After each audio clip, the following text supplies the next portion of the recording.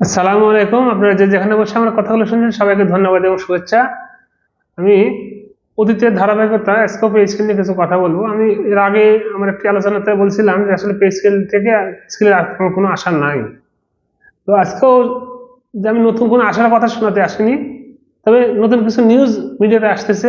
এখন নিউজগুলো কতটুকু সত্য, কতটুকু মিথ্যা, আর কতগুলো বস্তুনিষ্ঠ, আর কতগুলো এগুলো হচ্ছে গ্রহণযোগ্য, সেটার বিচার আপনারা করবেন। আমি এই বিষয়ে কোনো কথা বলতে পারবো না। তবে মিডিয়াতে নিউজগুলো আসতেছে, মিডিয়াতে নিউজগুলো হচ্ছে। এখন এগুলো কি মিডিয়া ইচ্ছা করে করতেছে, না মিডিয়া উদ্দেশ্যমূলকভাবে করতেছে, না আসলেই মিডিয়া এটা নিয়ে গঠনমূলক কোনো উদ্দেশ্য করতেছে, এটা বলা মুশকিল। কারণ আমাদের দেশে এখন যে কোনো বিষয় নিয়ে মিডিয়া যেভাবে বিভিন্ন ধরনের নিউজগুলো করে, কতটুকু সত্য, কোনটা সত্য নিউজ আর কোনটা আসলে মিথ্যা নিউজ, এটা যাচাই করা মুশকিল। কারণ এখন আমাদের দেশের মিডিয়া বা অন্যান্য বিভিন্ন সোর্স থেকে যে নিউজগুলো হয়, অধিকাংশগুলোই হয় তাদের নিজস্ব স্বার্থে। তাদের নিজস্ব স্বার্থ হচ্ছে যে তাদের এখানে কিছু উদ্দেশ্য আছে। যেমন সত্যি কথা বলতে কি, এখানে তাদের যে উদ্দেশ্যটা, মূলত তারা যে উদ্দেশ্য নিয়ে কাজ করে, তাদের ভিউ ব্যবসা। এই ভিউ ব্যবসার জন্য তারা একটি পেশাজীবী বলেন, একটি গোষ্ঠী বলেন, একটি দেশ বলেন, একটি মানে দল বলেন, যেটাই বলেন, এই বিভিন্ন বিষয় নিয়ে তারা যখন নিউজ করে, এই নিউজগুলো ফুলা ফাঁপা করার জন্য তারা বিন্দুমাত্র দ্বিধা করে না, তাদের নিজস্ব স্বার্থ পূরণের উদ্দেশ্যে। তো আমি এখনো বলতেছি, আমি পে স্কেল নিয়ে যে কথাটা বলার জন্য আপনাদের সামনে হাজির আছি, সেখানে আমি পরিষ্কার করে বলতেছি যে পে স্কেল নিয়ে আসলে তেমন কোনো আশার কোনো রেখা দেখা যাচ্ছে না। তবে এই নিউজ, যে নিউজ নিয়ে আমি কথা বলতেছি, এই নিউজটা আসলে আজকের নিউজ নয়, এর আগেকার নিউজ, সেটা আমি বলতে পারবো না। তো মিডিয়াতে আজকে আসছে, অর্থ উপদেষ্টার বরাত দিয়ে যে কথাগুলো আসছে, অর্থ উপদেষ্টা আজকে বলছে বিভিন্ন প্রচার মাধ্যমে বা গণমাধ্যমে যে বাংলাদেশ ব্যাংকের গভর্নর একটা কথা বলছিলেন যে এই সরকার আমাদের হচ্ছে না। সেখানে তিনি পরিষ্কার করে বলছেন, তো আমি ভিডিওটাও দেখছি, যে বাংলাদেশ ব্যাংকের গভর্নর তো প্রেস ক্লিনে কথা বলে কেউ না, পরিষ্কার করে তিনি বলছেন। এবং তিনি আরো যে কথাগুলো বলছেন, সেখানে পরিষ্কার করে তিনি বলছেন যে পে স্কেল আসলে হবে কি হবে না, এখনো সে তিনি কোনো মন্তব্য করতে রাজি হচ্ছেন না বা মন্তব্য করতে চাচ্ছেন না। কারণ এখনো অনেক পে কমিশনের রিপোর্ট আসবে, এবং পাশাপাশি আরো অন্যান্য দুটো কমিশনের রিপোর্ট আসবে, পে কমিশনের সাথে সংশ্লিষ্ট, অর্থাৎ সশস্ত্র বাহিনীর এবং জুডিশিয়ালি মানে তাদেরও পে কমিশনের রিপোর্ট তারাও দিবে। এই তিনটা রিপোর্ট একসাথে করার পর তারপরে তিনি কথা বলবেন, এবং তিনি বলছেন এই বিষয়ে তিনি পরিষ্কার করে মিডিয়াতে কথা বলবেন যে এটা কি হবে, পে স্কেলে কি হবে। এবং তিনি এটা বলছেন যে রিপোর্ট প্রদান করা এবং ইমপ্লিমেন্টেশন, মানে বাস্তবায়ন করা এক জিনিস না। তবে তার কথার যে সূত্র বা কথার যে ধরন, তাতে বোঝা যায় যে পে স্কেল হয়তো এই সরকারের আমলে বাস্তবায়ন হচ্ছে বা হবে না। বা সর্বোপরি কথা বলতে গেলে তিনি এর আগের দিনে যে কথাটা বলছিলেন, যে আর্থিক সীমাবদ্ধতা প্লাস সময়ের সংকীর্ণতা দুয়ে মিলে বা অনেকগুলো বিষয় মিলে তারা এটুকু ধরেই নিয়ে যাবে, তারা পে স্কেলটা বাস্তবায়ন করতে চাচ্ছে না। কারণ এদের বিষয়ে আরো যে জোরালো বিষয়টা যেখানে বোঝা যায়, যে মিডিয়াতে বা গণমাধ্যমে আরেকটা বিষয় বেশ জোরের চলে আসতেছে বা শোনা যাচ্ছে, যদি আমি অর্থ উপদেষ্টার কাছে কথাটা শুনিনি, মিডিয়াতে মাধ্যমে শুনতেছি যে জাতীয় স্কেলের আওতাধীন পেশাজীবীদের মহার্ঘ ভাতা নাকি দেওয়ার চিন্তা ভাবনা করতেছে সরকার, এবং মহার্ঘ ভাতা দিলে 15 থেকে 20% মহার্ঘ ভাতা দিতে পারে বা দেওয়ার সম্ভাবনা আছে। এবং এটা তবে কবে থেকে দিবে, এটা এই কখন থেকে দিবে, এটা এই সম্পর্কে কেউ কিছু বলতে পারতেছে না। খালি শোনা যাচ্ছে যে মহার্ঘ ভাতা দিবে, 15 থেকে 20% হারে মহার্ঘ ভাতা দিতে পারে, হয়তো 1 থেকে 10 গ্রেডের জন্য হয়তো 15%, এবং তার নিচের গ্রেডগুলোর জন্য হয়তো 20% এই হারে। এখন এখানে কতগুলো প্রশ্ন আছে, কতগুলো অমীমাংসিত ইস্যু আছে এই মহার্ঘ ভাতার বিষয়ে।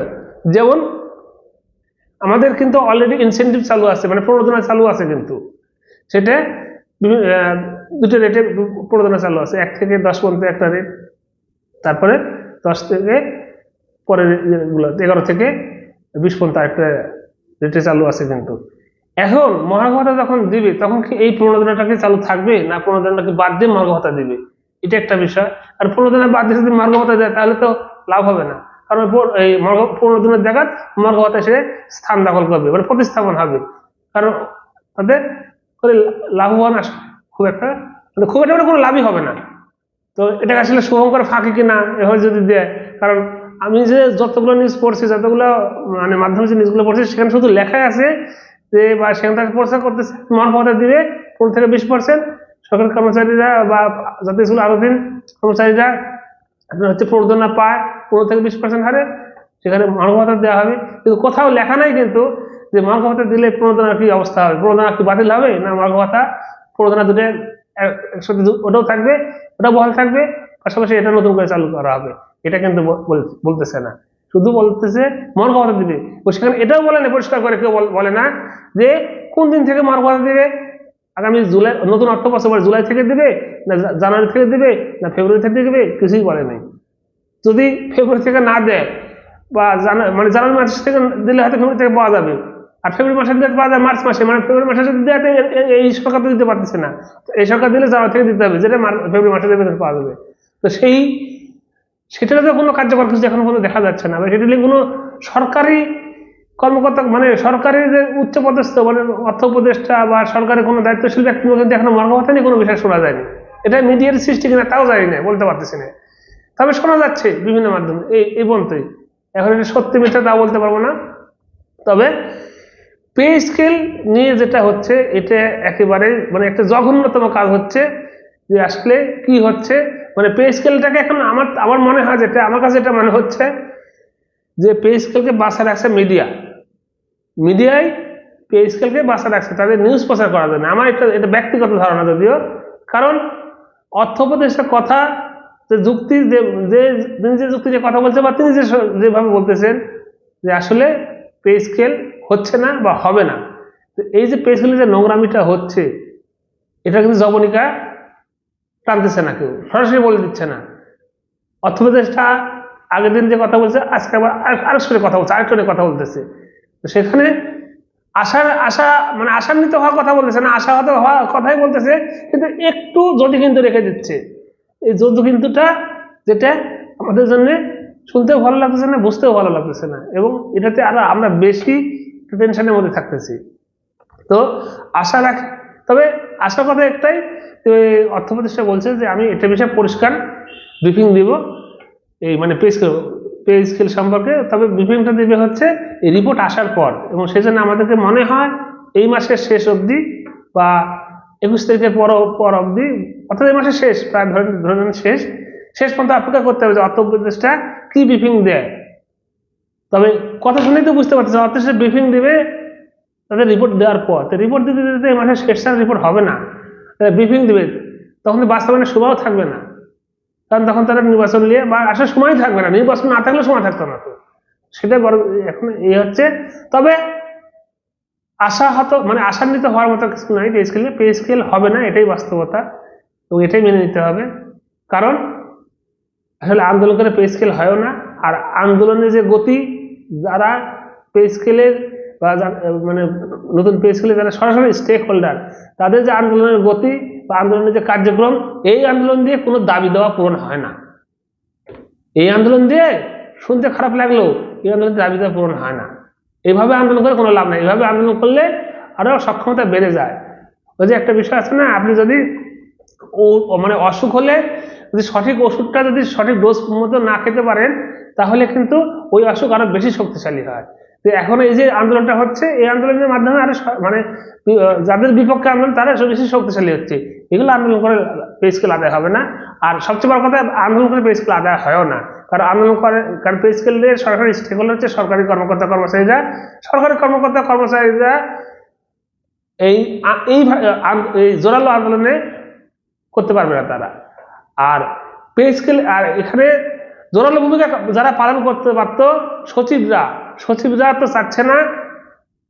আমি আবারও বলতেছি, এই পে স্কেল আদায়ের বিষয়ে জোরালো ভূমিকা পালন করতে পারত সচিবরা, তো সচিবরা তো চাচ্ছে না যে এই সরকার আমলে পে স্কেল হোক, যার কারণে আর পে স্কেলে ঢাকা পড়ে গেছে। আমি এই আসলে কি কারণে পে স্কেলটা আমাদের বাধাপ্রাপ্ত হচ্ছে বা হলো বা পেলাম না আমরা, এই টোটাল বিষয়টা নিয়ে কথা বলবো সামনের দিনে। কি কি কারণে আমরা পে স্কেল পেলাম না, কোথায় কোথায় আমাদের ল্যাকিং ছিল, কারা কারা বাধা প্রদান করলো, কিভাবে বাধা প্রদান আসলো, কিভাবে হলো না, টোটাল বিষয়টা আমি করতেছি, জোগাড় করতেছি সোজা কথা। আমি আগামী দিনে এটা নিয়ে কথা বলবো আপনাদের সামনে। তো আজকের মতো এই পর্যন্তই। যাদের কথাগুলো ভালো লাগবে বা যারা শুনতে ভালো লাগে তারা আমার পাশে থাকবেন, আমার চ্যানেলটাকে সাবস্ক্রাইব করলে আমি উৎসাহিত বোধ করবো। ধন্যবাদ সবাইকে।